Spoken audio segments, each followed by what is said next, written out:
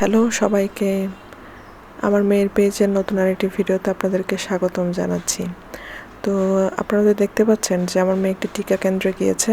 টিকা কেন্দ্রে আমি এবং তার বাবা তার সাথে গিয়েছি। তো সেদিন ছিল 1 জুন 2024, জাতীয় ভিটামিন A+ ক্যাপসুল ক্যাম্পেইন ছিল।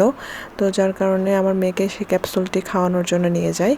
আমার মেয়ে নীল ক্যাপসুলটি খেয়েছে, কারণ তার বয়স 12 মাসের কম, সেজন্য তাকে নীল ক্যাপসুলটি খাওয়ানো হয়েছে। তো ক্যাপসুল খাওয়ানোর পরে আমি তার বাবাকে বললাম, চলো আমরা গিয়ে মেয়ের ওজনটা মেপে নিই, কারণ গত 1 মাস ধরে মেয়ের ওজনটা মাপা হয়নি।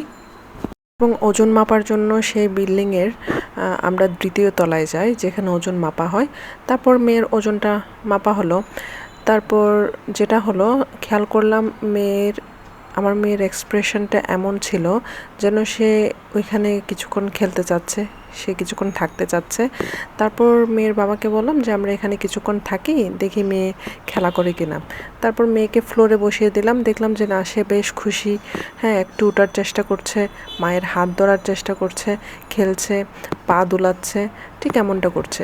কিছুক্ষণ পরে আমার মেয়ে খেয়াল করলো যে ওইখানে 2জন বাচ্চা মেয়ে বসে আছে, তাদের দিকে সে দেখছে, হাত নাড়াচ্ছে, হাসছে, এমনটা করছে। তো ওই 2টা বাচ্চা মেয়ের দাদি বা নানি কেউ একজন হইতে পারে, যে সে এসে বলল, যখন দেখছে যে আমরা আমাদের মেয়ের ভিডিও করছি, তখন সে এসে তার 2 নাতনিকে নিয়ে আসলো, এনে আমার মেয়ের দুপাশে বসিয়ে দিল, বলে যে তোমরা বাবুটার সাথে বসে একটা ছবি তোলো। তো আমার মেয়ে তো দূর থেকে হাসছে, খেলছে, ওইটা ঠিক আছে। যখন তারা এসে তার দুপাশে বসলো, তখন আমার মেয়ে আবার হঠাৎ করে একটু ভয় পেয়ে গেল যে অপরিচিত লোকজন পাশে এসে বসছে, সেটাই।